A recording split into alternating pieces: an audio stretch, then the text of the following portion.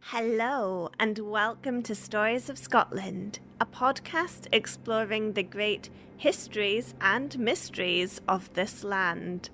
I'm Annie, your resident poltergeist. Ooh! And I'm Jenny, a terrified tourist with an iron stomach, frantically live streaming the ground as I run away from Annie's terrifying wails. For the most spooky time of year, Halloween, or as it's known in Old Gaelic, Samhain, is upon us. The harvest is over, the equinox has passed, and the nights are closing in. Folk are retreating into their homes and around their hearths, avoiding the darkness at all costs. Because in the dim corners where shadows dance and the... Annie, do you hear that? Wait, what is that? Why, I think it's none other than the jangling of the beaded curtain that separates our world from the other. The world of the supernatural. The world of spirits and ghosts, fairies and foe, and most terrifyingly of all... My heating bill? I mean, if you've just been dealing with them by shoving them through the veil instead of opening them, then yes, your heating bill too. I was really hoping that some fairies would kindly deal with my heating bills. Well, Annie, at this time of year, the veil is at its thinnest, and if you're not careful, you're about to get a pile of bills from beyond the grave. Well, we have such an exciting and scary episode for you today, folks. Because as this alleged jangly curtain opens between our world and the world of the supernatural, billowing in the cool autumnal winds, we are going to be visiting one of the most haunted spots in all of Scotland. Ooh. We're going to Greyfriars Kirkyard. If there's one place you'll be haunted for sure, it's Greyfriars Kirkyard. And I can say that with certainty because I myself was 100% haunted there back in 2017. But we'll get to that later. First, to fully understand why this spot is so horrifically haunted, we must venture back in time to the dark streets and winding alleyways of 15th century Edinburgh. In the mid-1400s, a handful of Greyfriars boarded a boat in the Netherlands and bravely sailed for Scottish shores. They found themselves in Edinburgh, and by 1458 they had set up a friary on the southwest edge of town. What does Greyfriar actually mean? Why are they grey? A Greyfriar was a follower of the Franciscan branch of Catholicism. They are an intriguing collective. They're an order named after Saint Francis of Assisi. Fun fact, Saint Francis was credited with the first ever nativity scene in 1223. So next year, 2023, will be the 800th anniversary of nativity scenes. If you're that kind of person who gets excited about seeing folks dressed up as a devoted donkey. But Greyfriars wore grey habits or gowns, so that's why they're known as the Greyfriars. Well, that makes sense. So these Greyfriars set up a friary on what was, at the time, the outskirts of Edinburgh, but is now very central and part of the Old Town area of Edinburgh. Yes, this location really makes sense. When I think of kind of 15th century history, a lot gets muddled up in my mind. So I'll just check in with you now. Do you know the difference between a friar and a monk? Monks have better haircuts. Actually, they both have pretty awesome haircuts, Jenny. Nice. I'm now going to go down a wormhole Googling various orders of the church's monks' haircuts. And then I'm going to rank them. Oh my gosh, this is going to be great. Spin-off podcast. Rate my bowl cut. monks tend to live lives in quiet isolation, whereas friars live amongst the people. All right. You have a lot of similarities between friars and monks, men devoting their lives to the service of God. Lots of time spent on theology and philosophy, but with your friars, you've got them getting their hands a wee bit more dirty. So this friary itself is going to be supporting this wee group of friars as they go about preaching, begging, and then helping the poor and sick. Over the following century, we're going to see our little friary in Edinburgh of dirty-handed friars grow to about 50 residents, give or take a few. But, unfortunately, our wee friary is about to have a momentous date for the diary, because sneaking up on it is a reformation. Oh, gosh, you can't just frighten me with a reformation like that, Annie. The real terrifying thing this Halloween is a reformation from several centuries ago. Who saw that coming? Plot twist. Annie, you gotta warn me about decades of simmering tension before you drop a reformation on me like that. My poor heart can't take it. Our reformations are happening in the 16th century across Europe with varying results. But essentially, it's the split of the Western Church into Protestantism and Catholicism.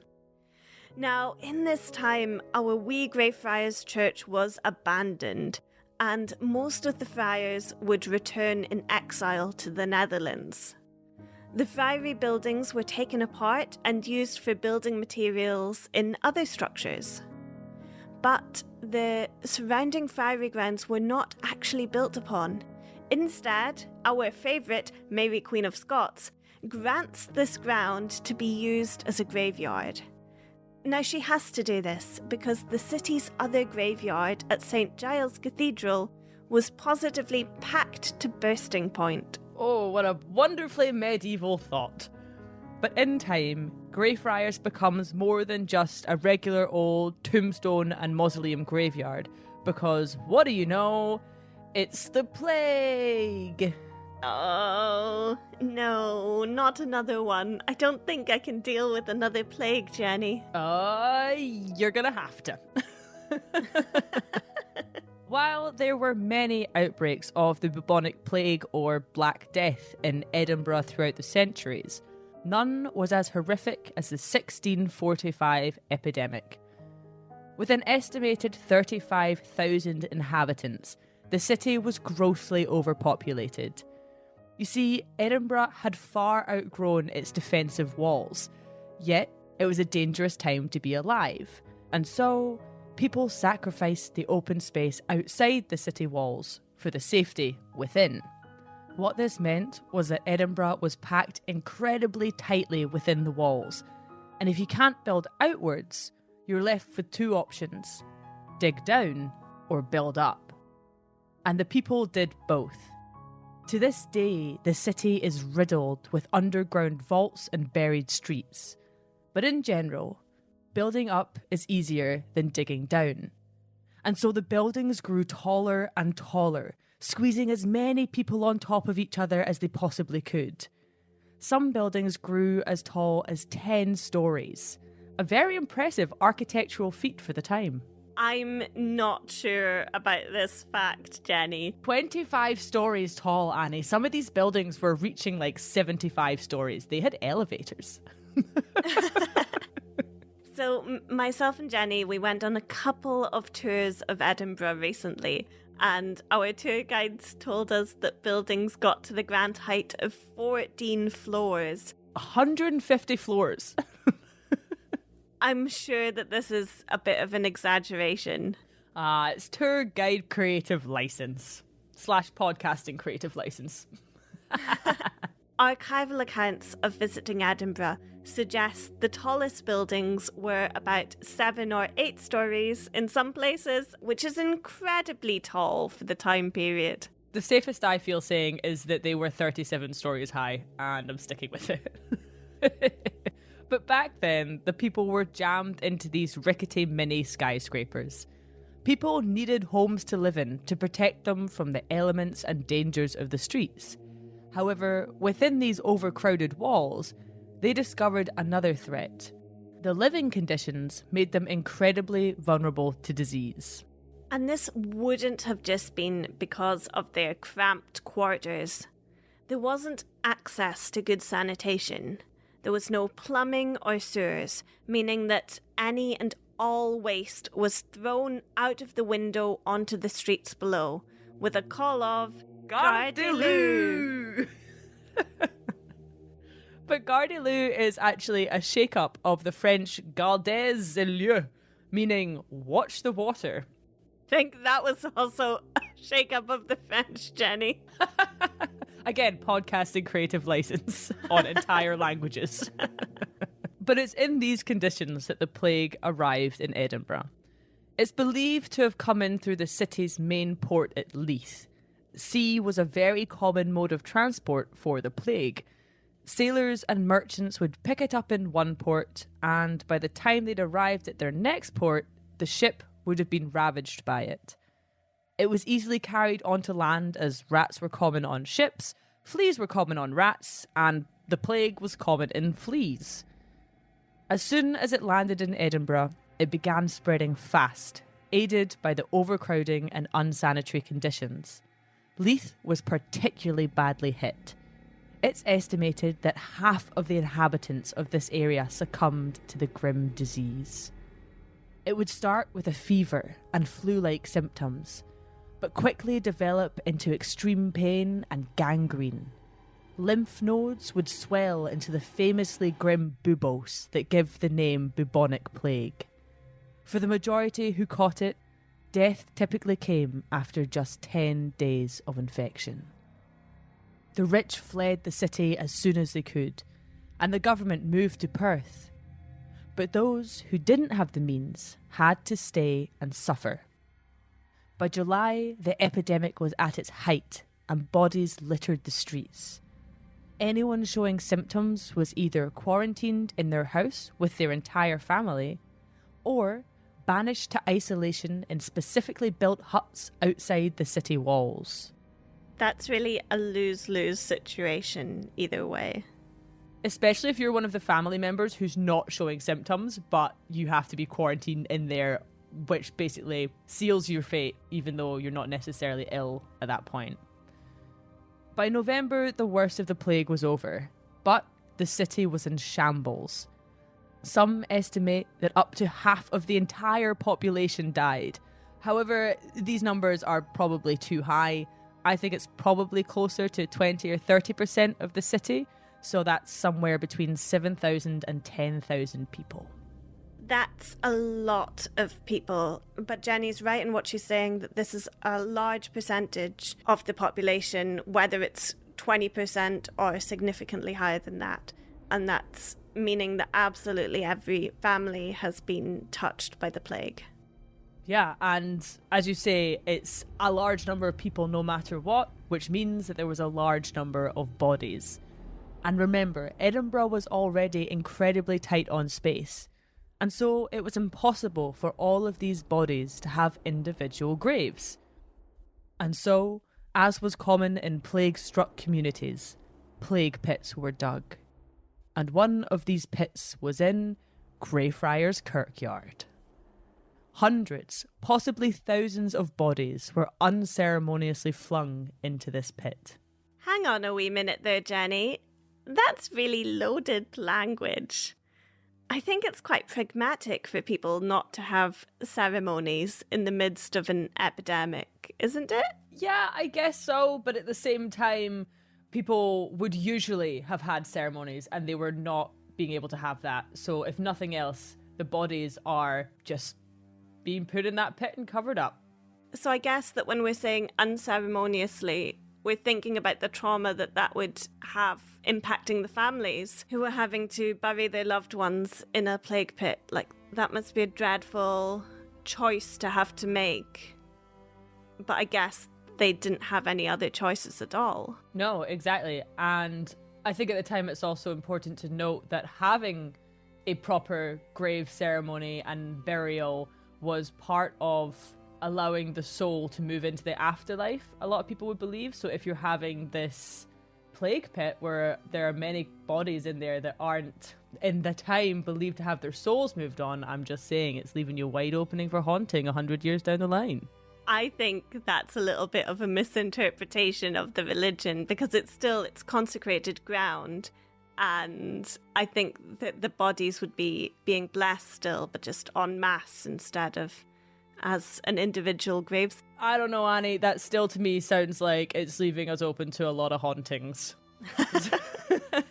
Because at the end of the day, countless poor souls whose lives had ended in unimaginable suffering and fear are now all buried together. It's said that there were so many bodies in the plague pit that the kirkyard now appears to be on a hill. So numerous are the skeletons that it's not uncommon in wet and muddy conditions for bones to work their way up to the surface and crop out into the Edinburgh air once more. This is not a nice thought. But the horrible thing is the mass death from the plagues, not the skeletons, because I think we expect the ground of a graveyard to be full of bones. From looking at the graveyard's social media pages, the main threat seems to be from Harry Potter tourism, making some grave sites a little more muddy in places. Another consequence of Harry Potter tourism is that one of the gravestones that's said to have inspired the name of a character has been stolen from the graveyard. I did not know that. That's true. Well, grave robbery certainly leaves us open to more curses, I think, and awakening more spirits. Oh, absolutely. And if you do find any bones in the graveyard, I would be very wary of taking any of them home. Hang on a minute there, Jenny. No one sees bones in a graveyard and thinks, oh, I should take these home with me. You're the person that taught me about your hobby of going around graveyards and looking in little rabbit holes so you can find bones. Well, I look in rabbit holes to see if there's any bones that have been disturbed so I can report it to the local authority, not so I can take them home and put them on my mantelpiece, Jenny. The only bones on my mantelpiece are bones that I found on the beach and that can be legitimately classified as a sea mammal. Okay, so I've been doing it wrong all this time. It's not even funny, Jenny. I'm just trying to get cursed, okay? Apart from the one stolen gravestone, the majority of tourists are just admiring the kirkyard. No one is digging up any bodies anymore. Well, I don't know, Annie. It is said that with so many lives suddenly and horribly ended, and their bodies improperly buried, that some spirits were unable to move on to the afterlife. Their untethered souls remain in the graveyard, forever walking upon the ground where so much suffering is buried.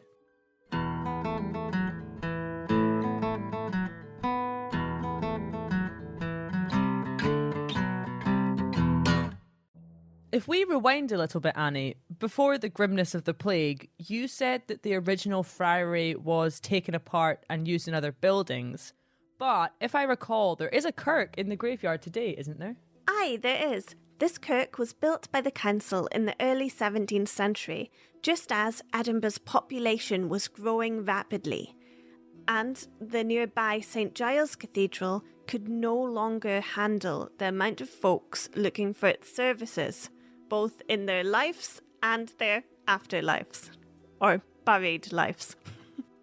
Okay, so this would have been built as a Protestant place of worship rather than a Catholic one, because the shifts caused by the Reformation means that the Presbyterian kirks are now all the fashion. Yes, but religion was still causing a lot of tension throughout the British Isles.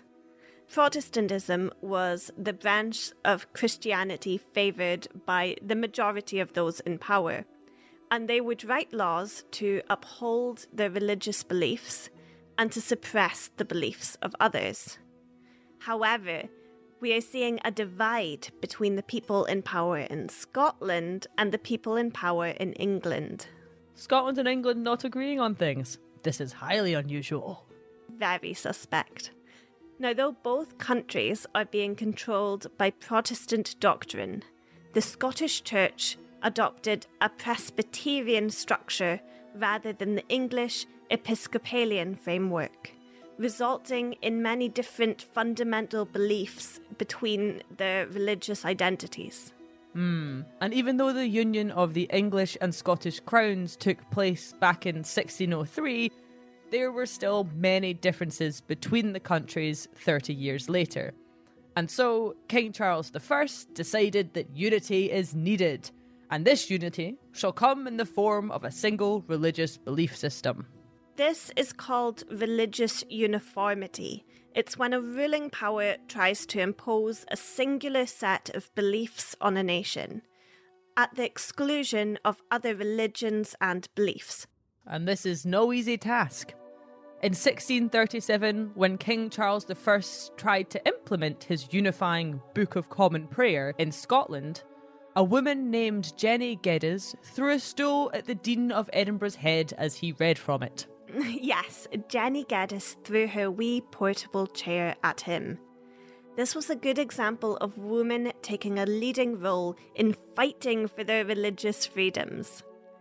It was recorded that William and Anne of St. Giles encountered many enraged women with fists and staves and peats, but no stones, and that they beat him sore. I hate that I love this. To be fair, I respect the restraint these women had in choosing a nice, soft, springy, dried wad of peat rather than stones and beating this man. Although peat can be quite dense. Like a whack from a bit of peat could really, I don't know, if nothing else, it'll leave a mark. But yes, with the clatter of chair legs, simmering tension burst into wild rioting. The Scottish folk were not going to take these unwanted changes to their religious beliefs sitting down. Mainly because they'd thrown their chairs and so they had no option. But, you know. I know that we're laughing here, but I can't overstate how tense this situation would have been. Peats were flying. The Bishop of Brecon even chose to give his readings from the pulpit with loaded pistols pointed at the congregation.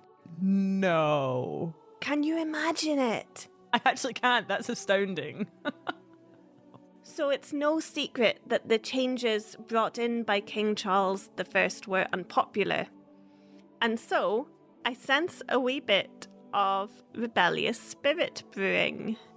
Enter the Covenanters. The Covenanters were in stark opposition to King Charles's desired changes to the Scottish Kirk. The core issue was that they believed that God was the ultimate head of the church, and thus the top of the church would have power over the king. This was against Charles's belief that the king should have power over those at the top of the church. Which I guess you would think, if you were the king, I should be the almighty one. And so, refusing to take tyranny over their church, the Covenanters organised themselves in resistance. A year after that throne chair, in 1638, the National Covenant was drafted. This document committed all those who signed it to stand in defence of their nation's religion and to oppose any reforms imposed on the Church of Scotland. And where do you think the National Covenant was signed, Jenny? Oh, I've got no idea, Annie. Why, in none other than Greyfriars Kirkyard itself. That's right, people, a callback to our favourite kirkyard. I knew this history lesson was for something. After hundreds gathered to sign the National Covenant in Greyfriars Kirkyard, the issue was far from over. This was just the beginning of the nationwide resistance. We see the Covenanters growing into a powerful movement and taking control of Scotland. Now, this period, it's such a chaotic time of great instability. We've got the War of Three Kingdoms bubbling away, and also the plague that we've just mentioned. So after a few dreadful decades, including the king renouncing his promises to the Covenanters, they again find themselves a persecuted minority. These incredibly tumultuous decades of the Covenanters fighting for their religious beliefs culminated in the unfortunately named, yet accurately named, Killing Time. That doesn't sound good. It's not good, especially if you're a Covenanter, that's for sure. During this period, the Covenanters were being increasingly persecuted under the rule of King Charles I's son, King Charles II.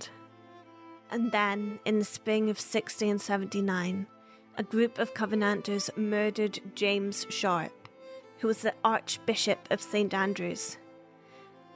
They saw him acting as an agent of the king to undermine the Presbyterian Scottish Kirk, and in their rage, they decided that assassination was the way forward for them, which may not have been the best choice. Yeah, assassinating an archbishop. That is a bold move, to say the least. It actually sounds like a game of chess, doesn't it? Yeah, it's like, and then he plays the assassination of the archbishop. And what's that? He's flipped the board and left the room. You've never played chess, have you, Jenny? Okay, so we've got a murdered archbishop. It's maybe worth a little note that though these words have different meanings nowadays, in 17th century Scotland, Episcopalian implies governance by bishops, and Presbyterian implies governance by elders. So our Covenanters are the Presbyterians. And an archbishop in support of King Charles II is a really strong symbol of what they are fighting against. But the murder of Archbishop James Sharp threw the country into civil turmoil once more, and culminated 2 months later in the Battle of Bothwell Bridge. So here, an army of 6,000 Covenanters fought around 5,000 government troops. However, despite the Covenanters having a larger army, they were poorly equipped and badly organised. The government easily defeated them. Thousands of Covenanters fled to the hills. It's estimated that only a few hundred of them were actually killed, and then the remaining 1,200 were taken prisoner. And where were these prisoners held, Jenny? Where could it be? Could you guess? Oh, Annie, I don't know. There's nowhere possible in particular that it could possibly be. You really should be reading the episode title, Jenny, because they were put in none other than Greyfriars Kirkyard. No! So the very spot where the National Covenant was signed more than 40 years prior is now the very space where over 1,000 defeated Covenanters are held against their will. This seems like more than coincidence, Annie. I find these kind of places intriguing. You know, they always want to be at the centre of the drama. It's like your great aunt who doesn't really care that it's your birthday, but she comes to the party just to stir the pot, to let slip some family secrets and just enjoy the drama. And for some reason, she's wearing her wedding dress. That's who I want to be in 40 years. But you never got married, Annie. It doesn't matter. That's why I'm wearing my dress. It's a different dress every party. But in the case of our kirkyard, it tends to turn up when people need a particularly grim place for a grim thing to happen. Ooh, as terrible as it sounds, Annie, that's what I'm here for. Let's go. Greyfriars Kirkyard becomes the Covenanters' prison. The total area that the Covenanters were held in was only about 3 acres. It's a really small space for 1,200 people. It was surrounded by high walls and had only one gate, which was constantly guarded. The prisoners were given no shelter.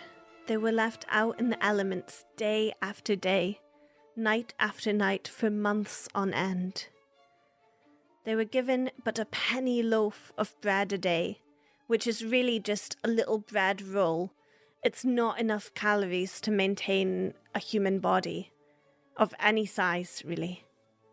Many prisoners died from starvation, disease, and exposure. Many others were executed for treason.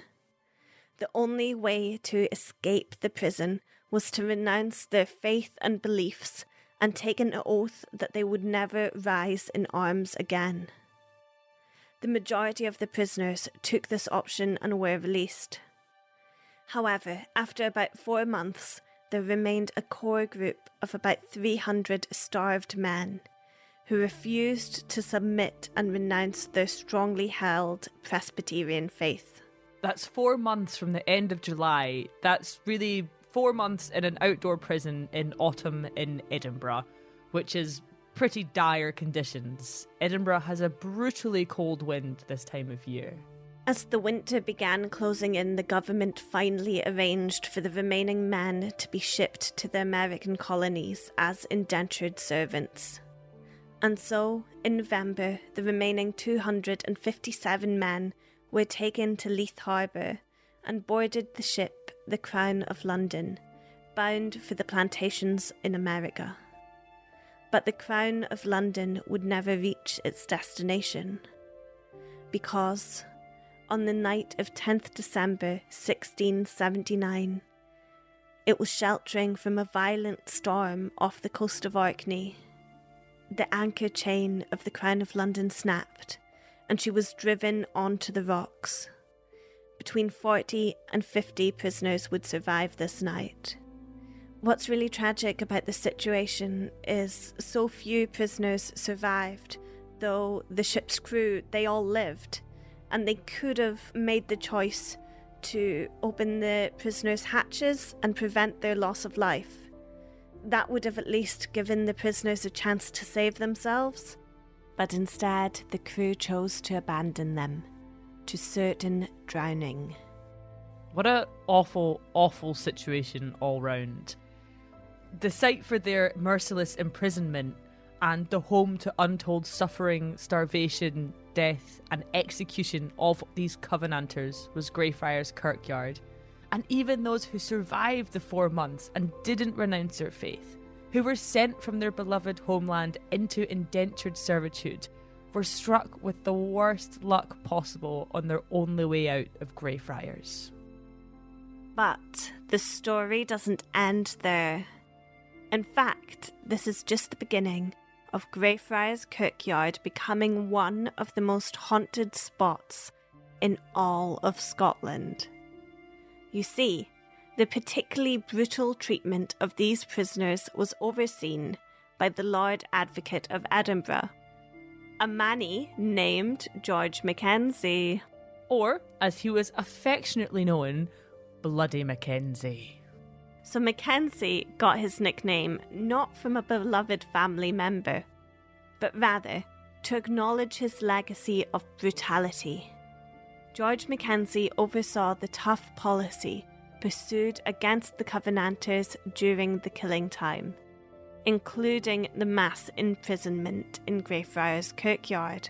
Bloody Mackenzie's policies as Lord Advocate resulted in the deaths of thousands of Covenanters, and many saw the blood being upon his hands. So let's open up Bloody Mackenzie's big bloody biography to learn how he went from humble lawyer to blood-soaked scandal. George MacKenzie is born in Dundee in either 1636 or 1638. In his youth, he studies law in Scotland and France, and eventually he becomes a lawyer. To commemorate this, Mackenzie acquires a wonderful wig with gorgeous dark chocolatey curls.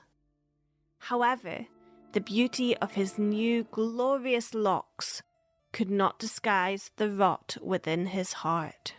Upon graduation, he was in fact known as Bloody Lovely Locks Mackenzie. No, he wasn't, Jenny. However, he did write a particularly dreadful novel and a good few books on law, which we'll come back to later. But his main occupation was as a lawyer, and for any lawyer in the 17th century, This is a fascinating time for the trials of the legal system itself, really. For example, we know Mackenzie worked in both the defence and prosecution of people accused of witchcraft. As a prosecutor, George Mackenzie's work resulted in the guilty verdict for 5 women accused of witchcraft. Tragically, this guilty verdict condemned these women to execution by strangulation and burning. He is also involved in other witchcraft trials, but these 5 are just what we have records on. Historians sometimes portray him as being sympathetic to women accused of witchcraft, because Mackenzie publishes a selection of his cases. Now, in one of these cases, he's defending a woman named Mavia in her witchcraft trial. It's a really interesting defense to read because he's arguing within the framework that witches exist, which he has to do at that point because it's established by law that there are witches. But he's trying to logic away some of the particularly witch-associated crimes that she's been accused of. Mackenzie wrote, I am not of the opinion to deny that there are witches, though I think witches not numerous. All conclusions in criminal cases should be very clearly deduced, since the crime is so improbable and the conclusions so severe. So he thinks there's witches, but not that many witches around. Mackenzie then goes on to defend his client on the basis that part of her accusation is that she was able to turn into a dove. I might debate that the devil cannot carry witches bodily, because it is not probable that God would allow him the permission to constantly work this miracle. God would not allow the devil to carry persons to a public place, where they celebrate and blasphemising his name, and scorning his church. Nor is it proper either for heavy bodies to fly in the air, nor can devils carry heavy bodies in the air, as devils are spirits and have no arms. But I may confidently assert that the devil cannot transform a woman into the shape of a dove, that being impossible. For how can the soul of a woman fit into the body of a dove? These have diverse organs which they just don't fit.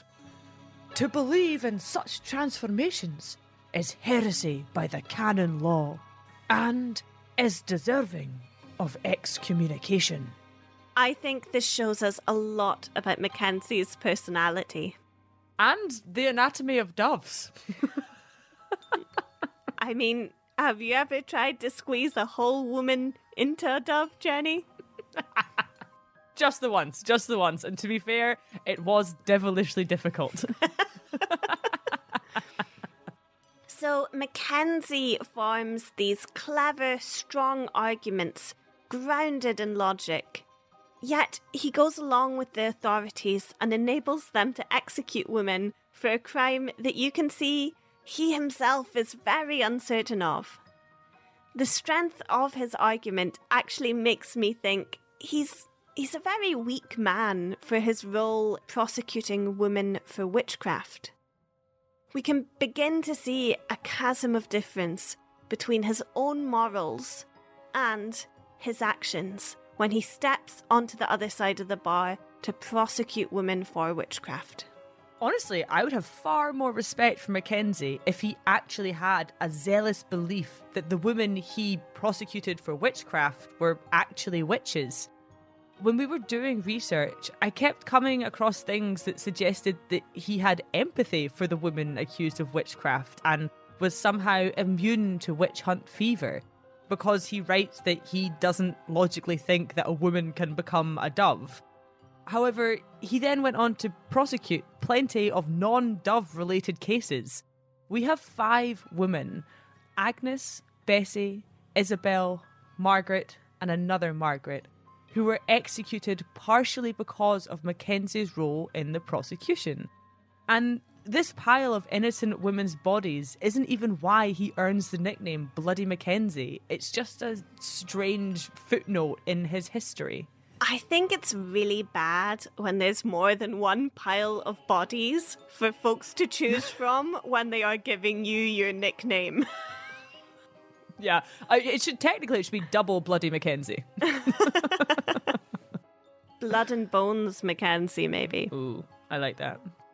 But as we mentioned, he earned the Bloody title in his work as Lord Advocate. He was granted this position by King Charles II in 1677.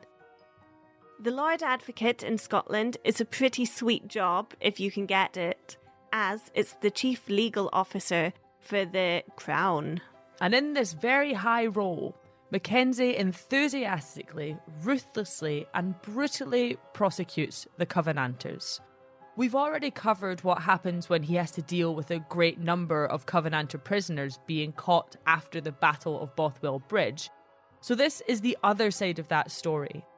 Mackenzie is the man who chose to imprison the Covenanters at Greyfriars. Under Mackenzie's policies, Edinburgh witnesses public executions of Covenanters and the terrifying curation of some of the Covenanters' severed heads. It's not very Marie Kondo, is it, to say, what shall we decorate the city with? Some flowers? No, I'd rather pop up the rotten head as a decoration. I think that's what's going to bring the tourists in. This rotten head doesn't give me joy. This one does. Put them both on spikes. Oh, that's grim. That's really grim. Sorry. Give me a heads up next time you're going to make such an awful joke, Jenny.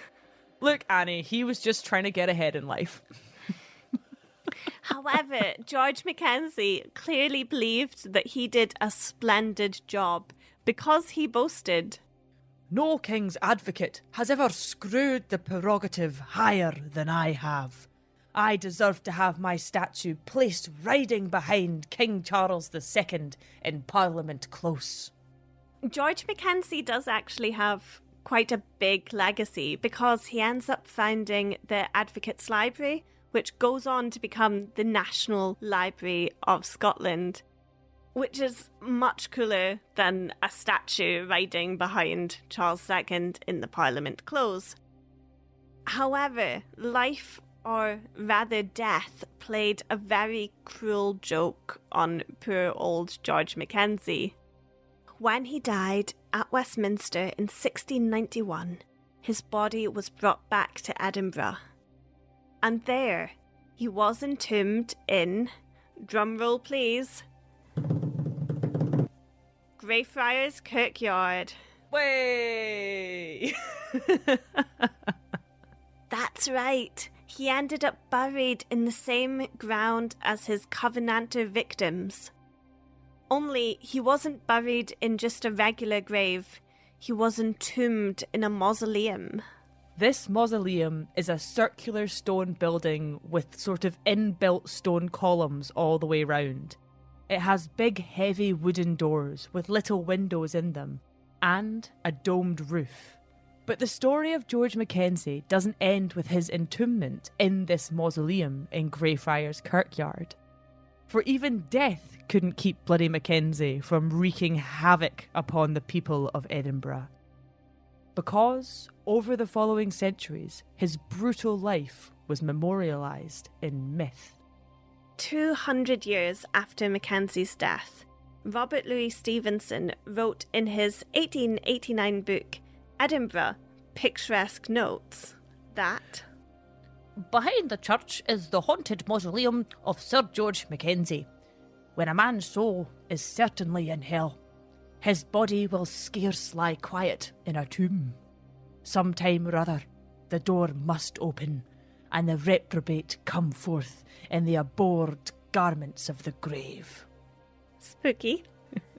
He goes on to say that foolhardy youths would play in the graveyard and press their wee faces against the doors of the mausoleum, urging the ghost of Bloody Mackenzie to come out.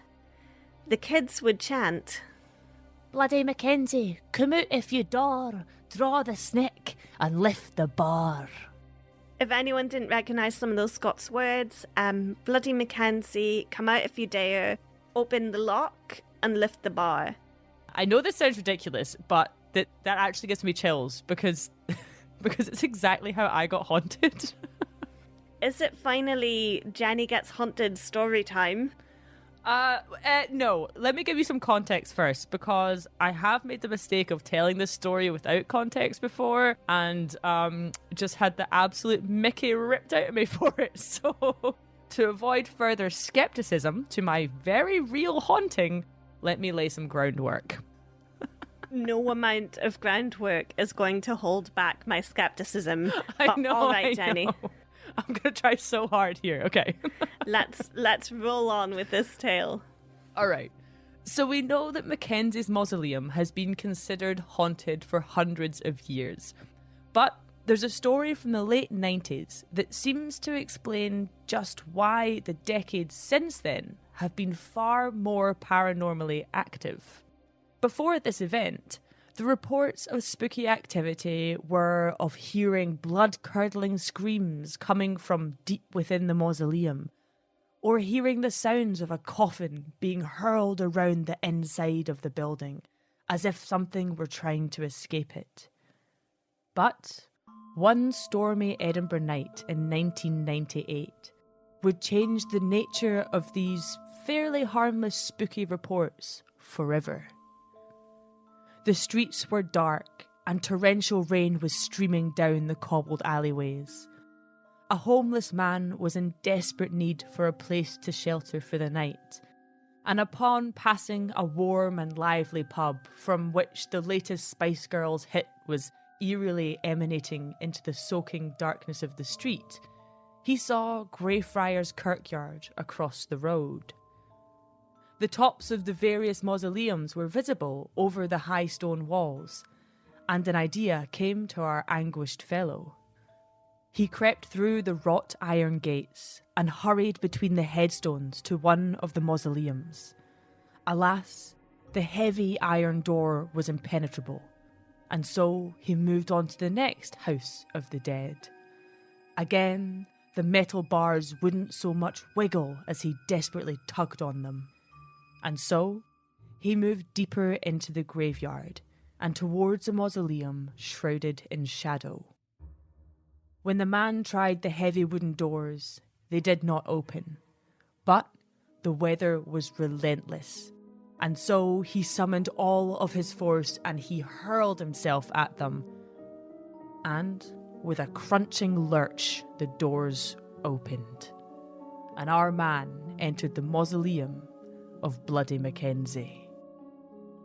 After shaking the weather from himself, he was immediately struck by how quiet and small the circular building was. He pulled a lighter from his sodden pocket, and after a few tries, it sparked. The tiny flame lit the room, and the man saw that he was standing atop an iron grate on the floor. He bent down and lowered the flame, peering into the darkness below him. But, with a sudden squeaking clang, the grate collapsed from under him, and he fell down into the deep darkness, landing with a splintering crash. In a horrified scramble, he realised that he was not alone, for he had burst through the lid of a coffin and was lying with the mummified bones of Bloody George MacKenzie. A security guard heard a commotion coming from the cemetery, and he went to investigate. Squinting through the sideways rain, he scanned the gloomy graveyard, and from the darkness came barreling a howling and wailing sheet-white face, screaming of horrors unknown. The terrified homeless man ran from Greyfriars Kirkyard, but what he left behind has been causing chaos ever since.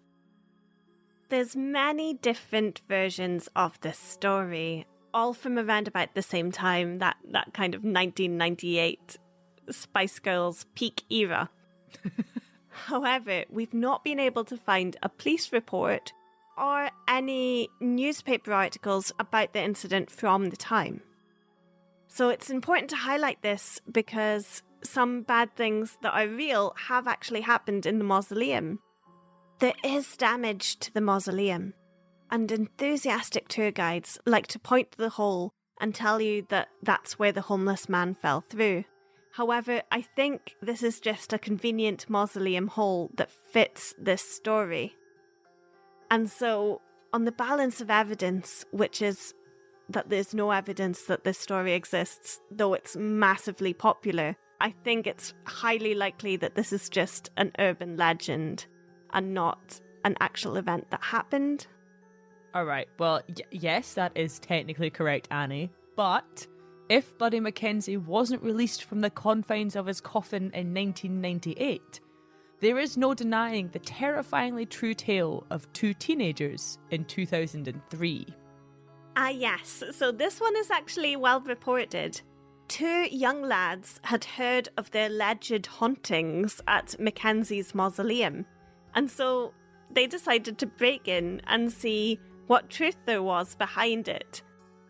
They were caught by a tour guide, and The Guardian reported, Two teenagers who forced their way into the burial chamber of one of Scotland's most brutal historical figures and cut the head from a corpse were at court in Edinburgh yesterday. The teenagers took the skull from the mausoleum of Sir George Bloody MacKenzie and played with it in the grounds of Greyfriars Kirkyard. The youths were charged under the ancient legislation used to prosecute Edinburgh's notorious 18th and 19th century grave robbers.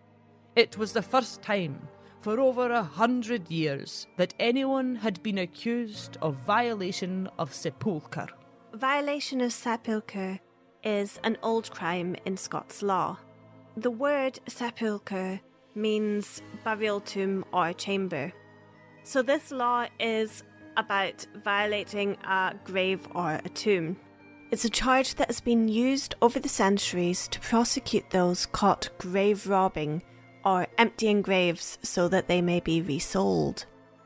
A common use of it would be to prosecute grave robbers who had snuck into graveyards and dug up freshly buried bodies to sell for medical research, which was really popular in Edinburgh, or to steal any valuables that the bodies had been buried with. This was much more common a few hundred years ago, but the law is still part of modern-day Scots law. I don't think that's a bad thing. I don't think anyone should legally be allowed to dig up a grave without permission from both the family and the authorities. Yeah, I'll agree with that one for sure. The court heard how the youths caused around £10,000 worth of damage during the incident. The doors of the Mackenzie mausoleum were forced and the mummified head of a male corpse cut off with a penknife. One boy then put his fist into the neck and talked to the head like a glove puppet. He was later caught after returning to the graveyard to show off to a girl who did not believe his claim that he had broken into a tomb. The judge, Lord Wheatley, said they had committed a gruesome and revolting offence. The 17-year-old was sentenced to 3 years probation and the 15-year-old 2 years probation. Who thinks that you'll impress a girl by getting a mummified head? Honestly, I like his technique. I might try that.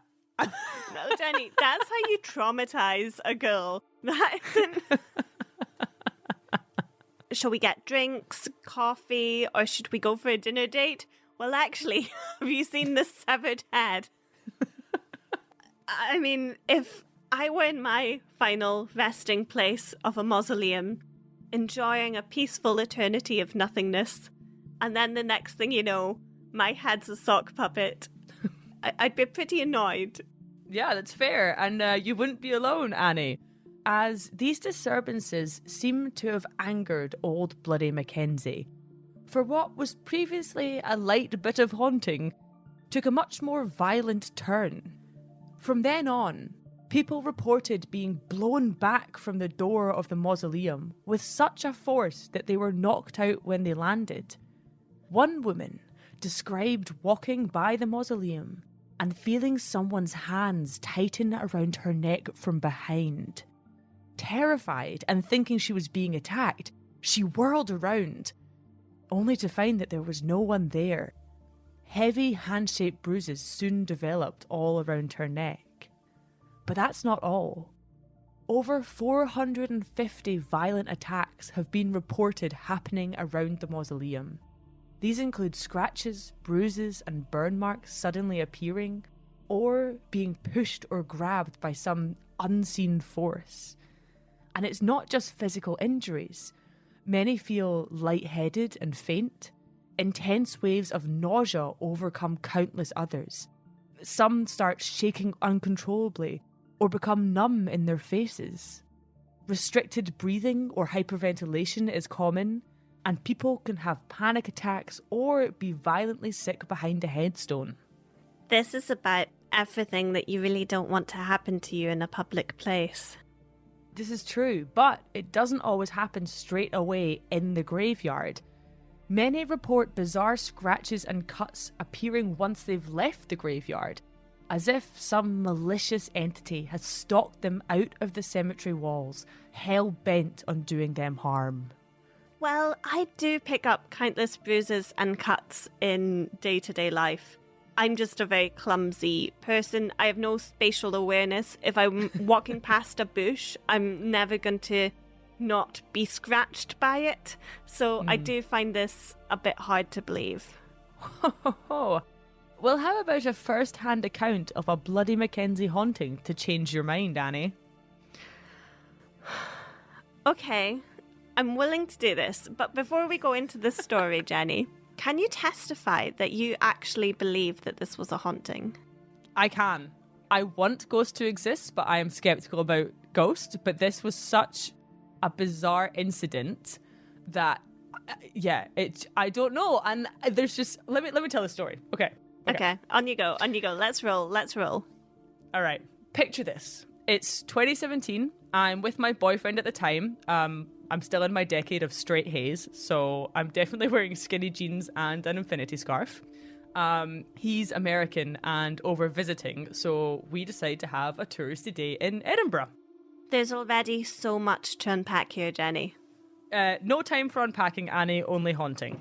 So, we drive through from Glasgow and we do a tour of the castle, we go on a tour of a distillery, and we wrap up the day with a nice walking tour of haunted Edinburgh. And this perfect day of tours for a couple of tourists ends in none other than Greyfriars Kirkyard. We were in a group of about 15 people, and I don't remember anything specific about what the tour guide was telling us, but the mausoleum of Bloody MacKenzie must have been a part of their talk. There's no way that wasn't included. No one in our group fainted or felt a hand run up the back of their necks. And when the tour ended, we were sort of left to wander around the cemetery and go on with the rest of our evenings. Now, obviously, my boyfriend and I go up to Bloody MacKenzie's mausoleum and we start trying to peer through the little windows and the doors and see some spooky stuff inside.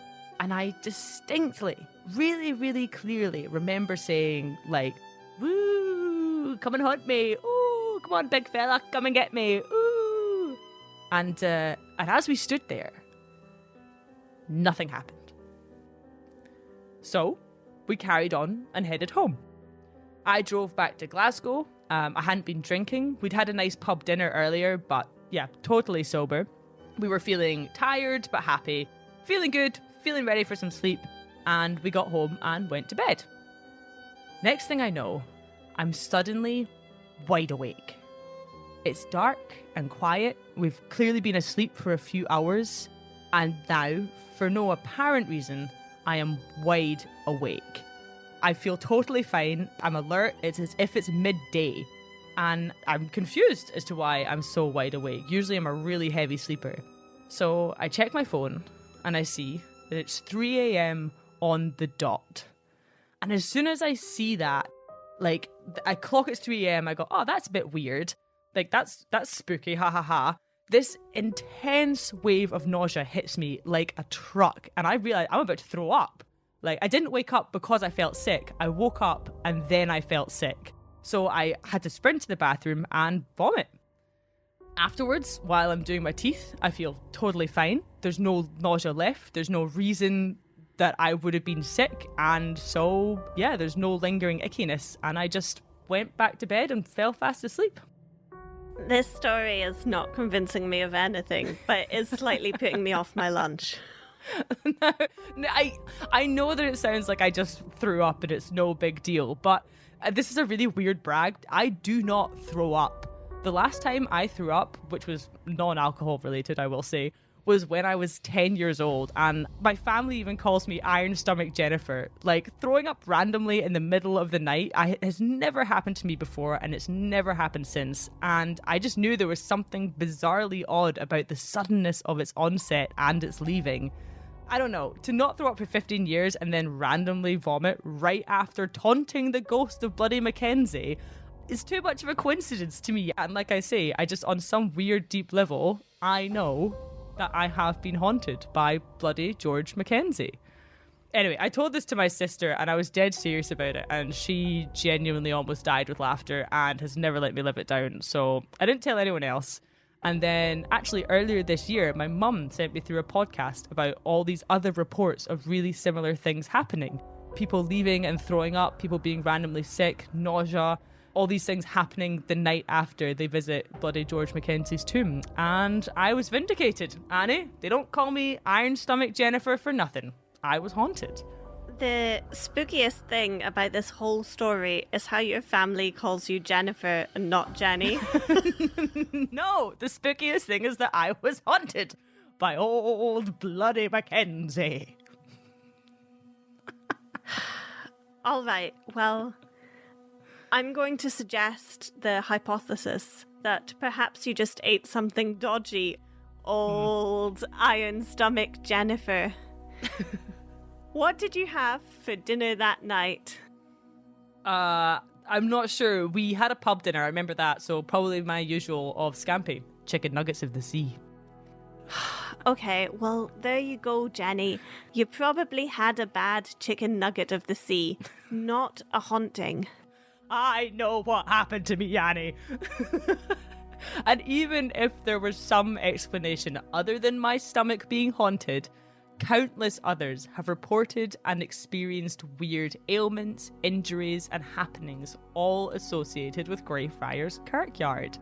From hearing knocking or laughter coming from deep within Bloody MacKenzie's mausoleum, to strange scents such as smelling salts or sulphur wafting around, and some even report little children running over and playing with invisible entities outside the mausoleum doors.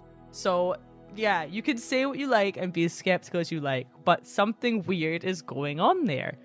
And with a history as dark as Greyfriars, there's no denying that if somewhere were going to be haunted, it would be here.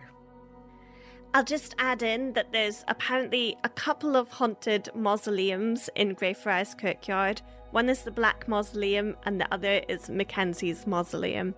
And both have significant reports of alleged supernatural activities. George MacKenzie's novel, he's basically copying a lot of other works at the time, but it does have a weird little bit that I'm going to read for you that may resonate with your story. His novel uses a lot of metaphors about throwing up. George MacKenzie is really interested in the medical idea of humours, a theory from ancient Greece that the body has a balance of 4 humours, the 4 vital fluids: blood, phlegm, black bile and yellow bile. And so a lot of his book is using these as romantically as he can. It's a cringe book to read. But he writes, "Is it not enough that you should send us a barren and heavy age of iron, but that ye must likewise edge it with steel, that it may the better cut to pieces our grieved souls? Was not the treasure of man's great misery enough before, O earth, why swallow ye not such miscreants? Is it because you fear to contaminate your pure bowels with such contagious carcasses? If so, vomit up your flames of fire to cleanse your surface of that pest. This man is in dire need of an editor. But it does sound like something a person who knew that he was gonna be a ghost in the future would write, you know? He's all about making people vomit unnecessarily at 3 a.m. It's right there between the lines. He says it. Contaminate your pure bowels with such contagious carcasses. It's Chicken nuggets of the sea. You leave Scampy out of this. I'm really skeptical about ghosts. I spent a lot of my teenage years misbehaving in dark, supposedly haunted places, and the most supernatural feelings I've had myself could easily be explained by a cloud passing over the moon or an unfortunate gust of wind. But I do think there are places that make you feel connected to the history that has happened there. And when that history contains so much human suffering, it's hard not to feel moved by it. In modern Scotland, graveyards are kind of tucked away and a little out of sight.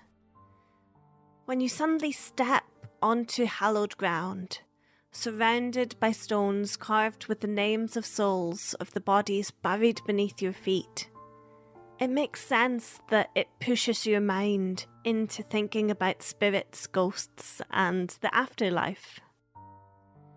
Graveyards are powerful places, but not places to be scared of, but rather sites that can inspire the subconscious to see the world differently. Some very wise words, Annie. Enter the Greyfriars Kirkyard at your own risk. And, most importantly, don't taunt a notoriously evil ghost. Let us know what you think. Is Greyfriars Kirkyard haunted? Yes. Or is it just a place that encourages your subconscious to think that your Scampy was a ghost? Let us know. Okay, well, I feel like Scampy's got the bad end of this deal. I love Scampy. Thank you all so much for listening.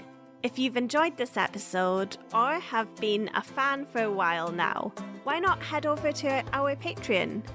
By signing up for the price of Pub Scampy once a month, you can help support your two favourite independent podcasters as we make this spooktacular podcast. When you head over to patreon.com/Stories of Scotland, you'll get access to lots of wonderful fairy tales and snippets of Scottish history and nature. You can also support us by following us on all social medias, Instagram, Twitter, Facebook, even LinkedIn. And if you head over there now, you'll see the terrifyingly creepy neeps that have been unveiled for 2022. And I gotta say, they are just getting more and more disturbing as time goes on. It's fascinatingly frightening watching them evolve. You can also give us a 5-star rating and take 30 little seconds to write a wonderful review for us. It really helps us with the all-seeing algorithm and allows others to find us more easily. And so, a massive thank you to all of our new Patreons, Gina, Jennifer, Martha, Livy, and Gianna. We have just reached 200 patrons, which is honestly phenomenal. Thank you guys so, so much. And we're going to be getting some celebratory content up there soon.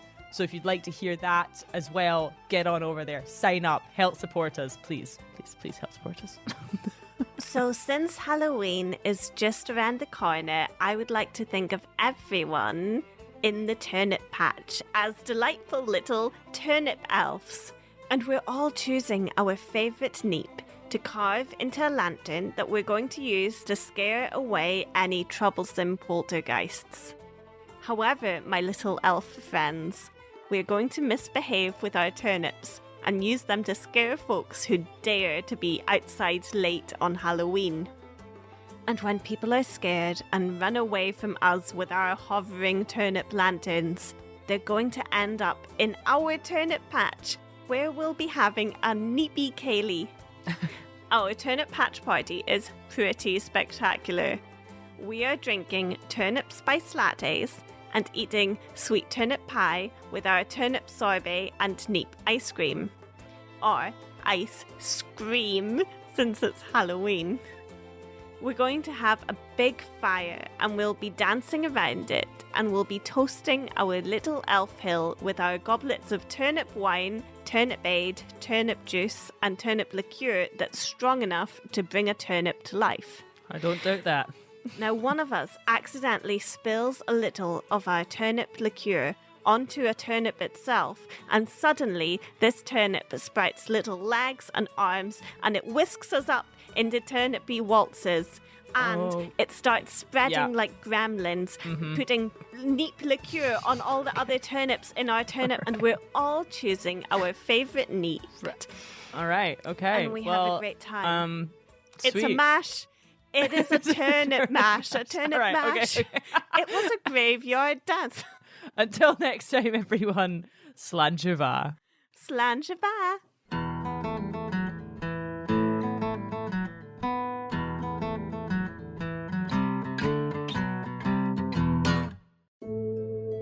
Encountered many enraged women with fists and staves and peats, but no stones, and that they beat him sore. I hate that I love this. I'm like, yeah, smack that man with a peat. But not a stone. Yeah, a freshly dried lump of peat. I mean, honestly, it's kind of springy. I think we need to say something more politically correct right then, though I love our natural response. No, drama. Give me some drama. But the story doesn't end there. Need to learn the difference between drama and a lion there, Jenny. Mackenzie then goes on to defend his client on the basis that part of her accusation is that she was able to turn into a dove. Sorry.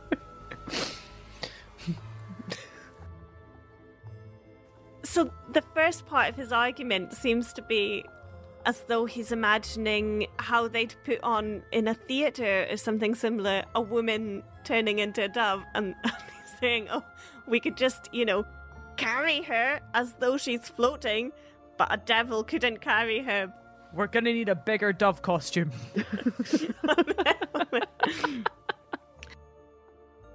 One boy then put his fist into the neck and talked to the head like a glove puppet.